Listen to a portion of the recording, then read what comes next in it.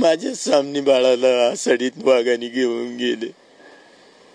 दोनदा आषाढलं पोराला रक्ताच्या वांक्या झाल्या माझ्या सामने. दोनदा माझ्या गुराकलं मोठमोठ्याने.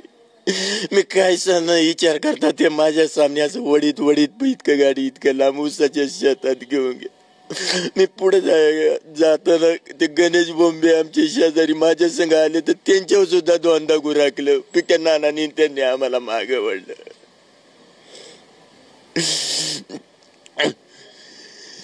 ज्यावेळेस बिट्ट्या आला त्यावेळेस रोहनने काय आरडाओरडा केला होता का?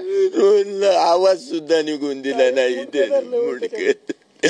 आजी म्हणायची रोहन रोहन. त्या आवाजाच्या दिशेने मी पळत गेलो. पाहतोय रोहनची चप्पल एक पॅन्ट एक शर्ट एक सगळ्या रक्ताचा ठेवा. आजी मोठ्याने आडती रोहन रोहन रोहन. माझं बाळा आहे तसं माझ्या हातात चालतं खेळतं मी चालतं खेळतं घेऊन जातो. मला काही नको नाही तर मला वाघाच्या तोंडात द्या बाकी काही नको मला.